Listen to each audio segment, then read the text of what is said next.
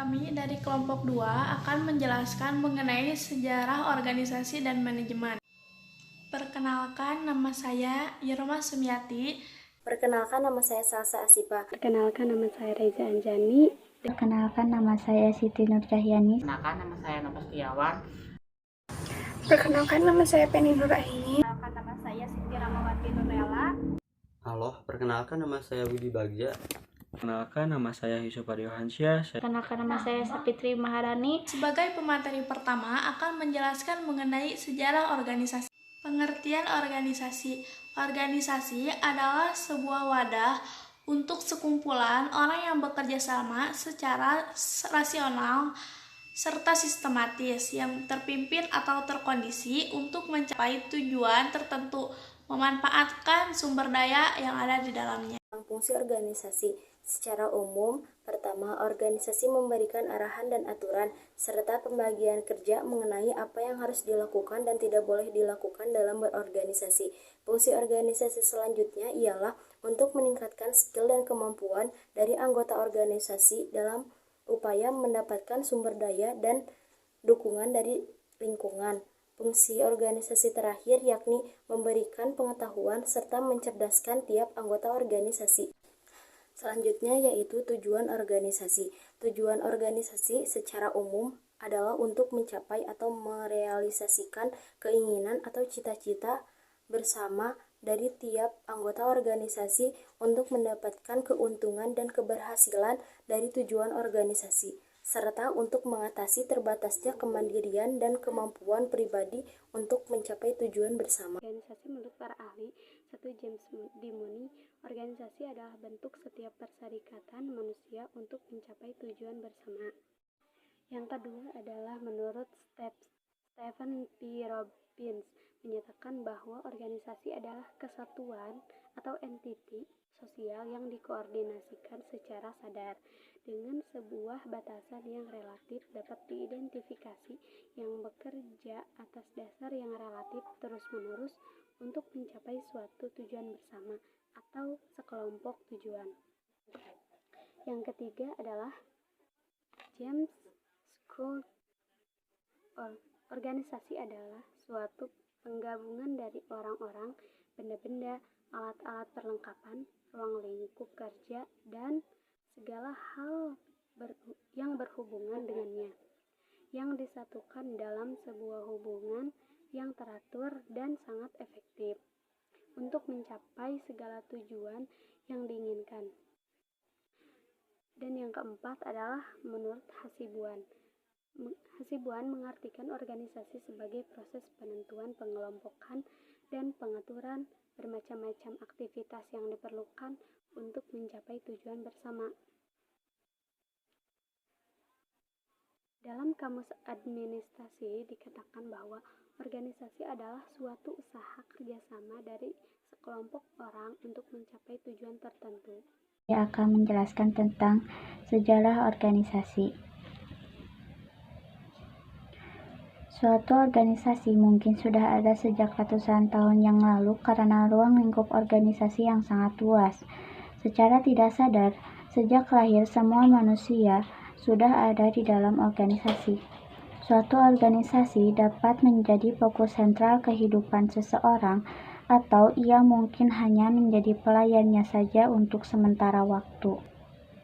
Sebuah organisasi mungkin dapat bersifat kaku, dingin, tanpa kepribadian, atau kadang-kadang dapat menghasilkan hubungan-hubungan luas dan bermakna bagi anggotanya. Untuk sejarah organisasi sendiri belum diketahui secara pasti kapan terbentuknya organisasi. Organisasi biasanya dianggap baru dimulai sebagai disiplin akademik bersamaan dengan munculnya manajemen ilmiah pada tahun 1890-an dengan terorisme yang mewakili puncak dari gerakan ini. Para tokoh manajemen ilmiah berpendapat bahwa rasionalisasi terhadap organisasi dengan rangkaian instruksi dan studi dalam gerak waktu akan menyebabkan peningkatan produktivitas. Maka dari itu, studi tentang berbagai sistem kompensasi pun dilakukan. Setelah Perang Dunia I, fokus dari studi organisasi bergeser kepada analisis tentang bagaimana faktor-faktor manusia dan psikologi mempengaruhi organisasi. Transformasi ini didorong oleh penemuan tentang dampak Hawthorne. Gerakan antar manusia ini lebih terpusat pada tim, motivasi, aktualisasi tujuan-tujuan individu di dalam organisasi. Perang Dunia II menghasilkan pergeseran lebih lanjut dari bidang ini ketika penemuan logistik besar-besaran dan penelitian operasi menyebabkan munculnya minat yang baru terhadap sistem dan pendekatan rasionalistik terhadap studi organisasi. Pada tahun 1960-an dan 1970-an, bidang ini sangat dipengaruhi oleh psikologi sosial dan tekanan dalam studi akademiknya dipusatkan pada penelitian kuantitatif. Sejak tahun 1980-an, penjelasan-penjelasan budaya tentang organisasi dan perubahan menjadi bagian yang penting dari studi ini. Metode-metode kualitatif dan studi ini menjadi makin diterima dengan memanfaatkan pendekatan-pendekatan dari antropologi, psikologi, dan sosiologi. Saya di sini akan membacakan materi yaitu sejarah manajemen. Sejarah manajemen pengertiannya secara umum pengertian manajemen merupakan suatu seni dalam ilmuwan dan berorganisasi seperti penyusunan, perencanaan, pembangunan organisasi dan pengorganisasian pergerakan serta pengadilan atau pengawasan. Fungsi manajemen. Secara umum, terdapat 4 fungsi manajemen dalam perusahaan. 1. Perencanaan, planning.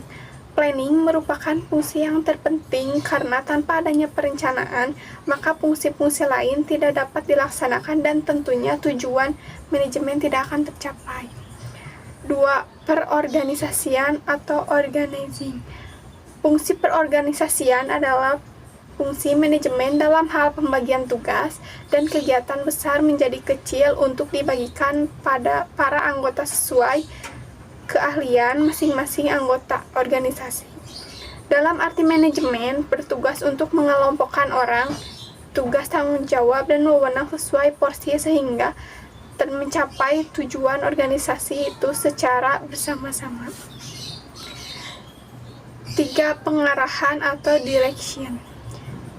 Pengarahan merupakan tindakan yang dilakukan agar semua anggota berusaha untuk mencapai cita-cita organisasi. Dalam fungsi pengarahan ini, fungsi manajemen adalah untuk meningkatkan efektivitas dan efisiensi kinerja para anggota secara optimal dalam mencapai cita-cita perusahaan. Yang keempat, pengendalian atau controlling. Maksudnya dengan fungsi ini adalah manajemen untuk menilai kerja para anggota sesuai dengan standar yang telah dibuat, kemudian melakukan perubahan dan perbaikan jika terdapat hasil penilaian yang kurang baik. Selanjutnya, tujuan manajemen. Tujuan manajemen adalah untuk memperoleh hasil maksimal dengan biaya atau usaha seminimal mungkin, dengan mendayagunakan seluruh aspek pendukung berupa SDM, aset, dan finansial yang telah diatur sesuai perencanaan. Saya akan menjelaskan manajemen menurut para ahli. Yang ke-1, DRSH Melayu SP Hasibuan. Manajemen menurut beliau adalah sebuah seni atau ilmu untuk mengatur dan memproses sumber daya yang ada, baik itu sumber daya manusia maupun sumber lainnya. Sumber tersebut diproses dan diatur demi mencapai tujuan tertentu. Yang kedua, Andrew Sekula. Manajemen merupakan kegiatan untuk merencanakan, mengatur, mengorganisasikan, mengendalikan, menempatkan, memberi motivasi, komunikasi, dan mengambil keputusan yang dilakukan oleh sebut organisasi. Kegiatan itu dilakukan untuk mengelola sumber daya yang dimiliki. Dari sumber daya itulah kemudian tujuan akhirnya adalah untuk menghasilkan suatu produk maupun jasa secara efisien. 3. Henry Fanyol. Henry Fanyol menuturkan bahwa di dalam manajemen terkandung 5 gagasan utama, yaitu merancang, mengkoordinasikan, pemerintah, mengatur, mengkoordinasikan, serta mengendalikan. Yang keempat, Milliet. Pendapat Milliet pada tahun 1954 mendefinisikan manajemen sebagai sebuah proses kepemimpinan untuk melancarkan dengan mengkoordinasikan dengan cara formal orang-orang yang ada di dalamnya dan menjadikan sebagai kelompok untuk mencapai tujuan yang diinginkan.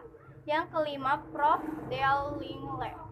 Manajemen merupakan ilmu serta seni untuk mengkoordinasikan tenaga manusia, juga mengawasinya menggunakan bantuan alat. Semua ini dilakukan demi meraih tujuan akhir yang sudah ditetapkan. Yang keenam, Crockett et al. Manajemen menurut Crockett DKK adalah satu atau lebih manajer baik secara individu maupun secara kolektif menyusun dan meraih tujuan.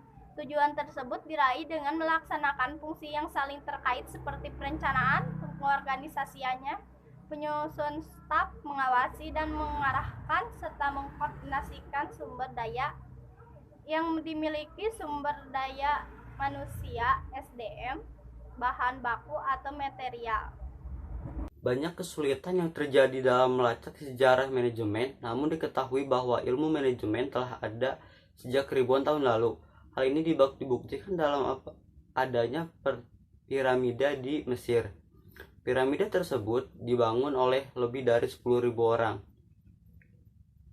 selama 20 tahun. Piramida Giza takankah berhasil dibangun jika tidak ada seseorang tanpa memperdulikan apa sebutan itu untuk manajer. Ketika itu merencanakan apa yang harus dilakukan, mengorganisir manusia serta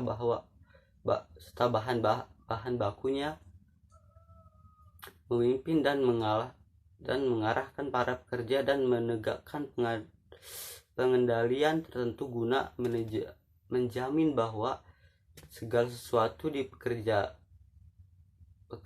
sesuai rencana. Praktik-praktik manajemen lainnya disaksikan selama tahun 1400-an di kota Venesia, Italia yang ketika itu menjadi pusat perekonomian dan perdagangan penduduk Venesia. Mengembangkan bentuk awal perusahaan bisnis dan melakukan banyak kegiatan yang lazim terjadi di organisasi gudang senjata Venesia kenal pada tiap hari memperhatikan bahwa bahan baku dan tali layar di kapal ke kapal. Ditambah tersebut, hal ini mirip dengan model di lini perakitan orang Venesia memiliki sistem penyimpanan dan penggudangan untuk merakit mobil-mobilnya. Selain di lini merakit, orang Venesia memiliki sistem penyimpanan dan penggudangan. Untuk memantau isinya, manajemen sumber daya manusia untuk mengelola angkatan kerja dan sistem akuntansi untuk melacak pendapatan dan biaya. Daniel Warren berbagi evolusi pemikiran manajemen dalam 4 fase, yaitu pemikiran awal era manajemen, sains, era manusia sosial, dan era modern. Pemikiran awal sebelum abad ke-20 terjadi di peristiwa penting dalam ilmu manajemen. Peristiwa pertama terjadi pada tahun 1776 ketika Adam Smith menerbitkan sebuah doktrin ekonomi klasik The World of Nation dalam bukunya. Itu ia menggunakan keunggulan ekonomis yang akan diperoleh organisasi dari pembagian kerja, division of labor, yaitu pelician pekerjaan ke dalam tugas-tugas yang spesifik berulang dengan menggunakan industri pabrik. Peneliti.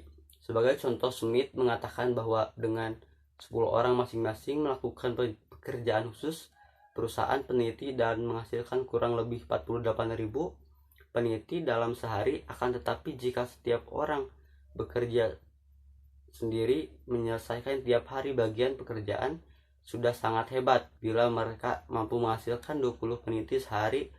Smith menyimpulkan bahwa pembagian kerja dapat meningkat produktivitas dengan 1. Meningkatkan keterampilan dan kecepatan tiap-tiap pekerja. 2. Berhemat waktu yang terbuang dalam pengertian tugas. 3. Menciptakan mesin dan penemuan yang lain dapat menghemat tenaga kerja. Peristiwa penting kedua yang mempengaruhi perkembangan ilmu manajemen adalah revolusi industri di Inggris. Revolusi industri menandai dimulainya penggunaan mesin, menggantikan tenaga manusia yang berakibat pada pindah-pindah kegiatan produksi dari rumah ke rumah, rumah-rumah menuju ke tempat khusus yang disebut pabrik. Ketika itu membutuhkan teori yang dapat membantu mereka meramalkan permintaan, memastikan cukupnya persediaan bahan baku, mempertugas pada bawahannya, mengarahkan kegiatan sehari-hari dan lain-lain, sehingga ilmu manajemen mulai berkembang oleh para ahli. Era manajemen ilmiah. Manajemen ilmiah dipopulerkan oleh Frederick Winslow Taylor dalam bukunya. Pada tahun 1911, Taylor mendeskripsikan manajemen ilmiah sebagai penggunaan metode ilmiah untuk menentukan cara terbaik dalam menyelesaikan suatu pekerjaan. Beberapa penulis seperti Stephen Robbins menganggap tahun terbitnya buku ini sebagai tahun lahirnya teori manajemen modern. Perkembangan manajemen ilmiah juga didorong oleh munculnya pemikiran baru dari Henry Gann dan keluarga Gilbert.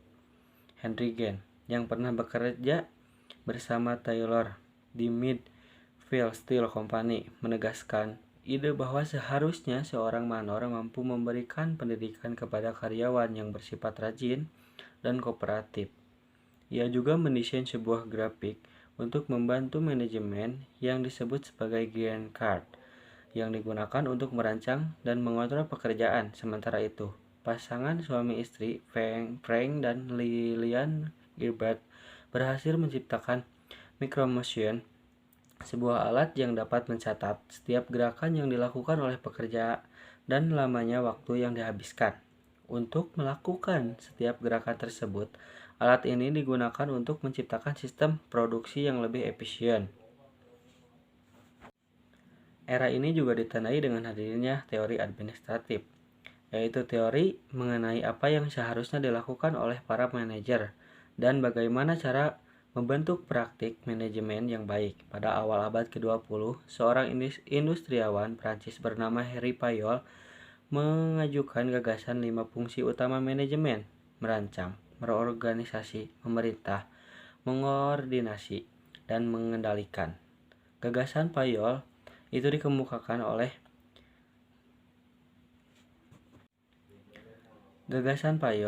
kemudian mulai digunakan sebagai kerangka kerja buku ajar ilmu manajemen dan pada pertengahan tahun 1950 dan terus berlangsung hingga sekarang. Selain itu, Henri Payol juga menegaskan 14 prinsip manajemen yang merupakan dasar-dasar dan nilai yang menjadi inti dari keberhasilan sebuah manajemen. Sumbangan penting lainnya datang dari ahli sosiologi Jerman, Max Weber. Weber menggambarkan suatu tipe ideal organisasi yang disebut sebagai birokrasi, bentuk organisasi yang dicirikan oleh pembagian kerja, hierarki yang didefinisikan dengan jelas, peraturan dan ketetapan yang rinci, dan sejumlah hubungan yang internasional. Namun Weber menyadari bahwa bentuk birokrasi yang ideal itu tidak ada dalam realita.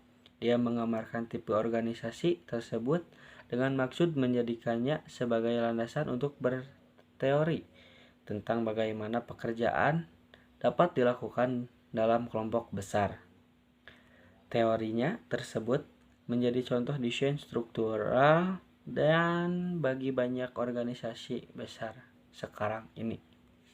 Perkembangan selanjutnya terjadi pada tahun 1940-an ketika Patrick melahirkan ilmu riset operasi yang merupakan kombinasi dari teori statistika dengan teori mikroekonomi. Riset operasi sering dikenal dengan manajemen sains, mencoba pendekatan sains untuk menyelesaikan masalah dalam manajemen, khususnya di bidang logistik dan operasi. Pada tahun 1946,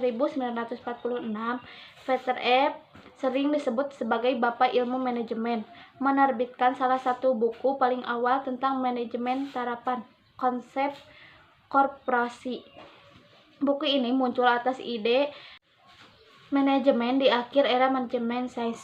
Mahjab perilaku tidak mendapatkan pengakuan luas sampai tahun 1930-an. Katalis utama dari lahirnya mahjab perilaku adalah serangkaian studi penelitian yang dikenal sebagai eksperimen. Eksperimen dilakukan pada tahun 1920-an hingga 1930-an di pabrik milik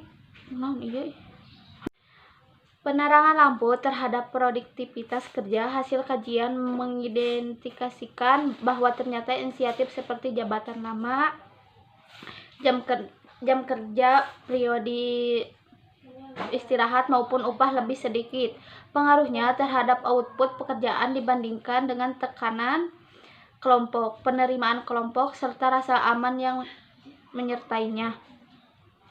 Penelitian menyimpulkan bahwa normal-normal sosial atau standar kelompok merupakan penentuan utama perilaku kerja individu. Kontribusi lainnya datang dari Mary Follett pada tahun 1868 sampai 1933 yang mendapatkan pendidikan di bidang filosofi dan ilmu politik menjadi terkenal setelah menerbitkan buku berjudul Creative Experiment pada tahun 1924, mengajukan suatu filosofi bisnis yang mengutamakan integrasi sebagai cara mengurangi konflik tanpa kompromi atau dominasi. Follett juga percaya bahwa tugas seorang pimpinan adalah untuk menentukan tujuan organisasi dan mengintegrasinya dengan tujuan individu dan tujuan kelompok. Dengan kata lain, ia berpikir bahwa organisasi harus didasarkan pada etika kelompok daripada individu. Dengan demikian, manajer dan karyawan seharusnya memandang diri mereka sebagai mitra bukan lawan.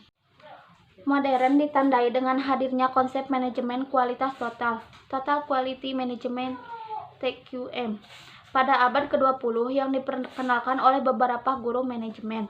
Yang paling terkenal diantaranya W. Edwards Deming tahun 1990-an sampai 1993, dan Joseph Juran lahir 1904.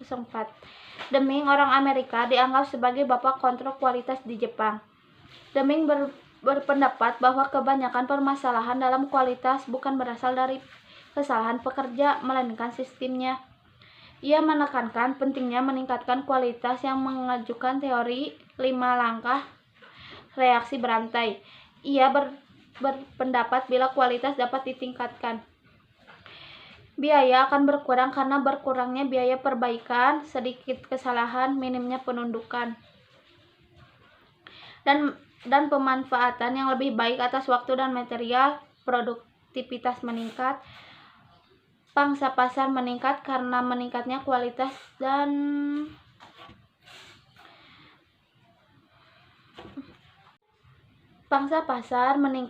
peningkatan kualitas dan menurunkan harga. Profitabilitas perusahaan peningkatan sehingga dapat bertahan dalam bisnis. Jumlah pekerjaan meningkat. Deming mengembangkan 14 poin rencana untuk meningkat pengajarnya tentang peningkatan kualitas.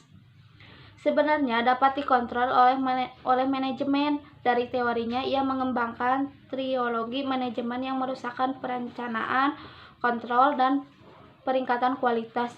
Juran mengusulkan manajemen untuk memilih satu area yang mengalami kontrol kualitas yang buruk. Area tersebut kemudian dianalisis, kemudian dibuat solusi dan diimplementasikan. Sekian dari saya. Mohon maaf bila ada kesalahan. Wassalamualaikum warahmatullahi wabarakatuh.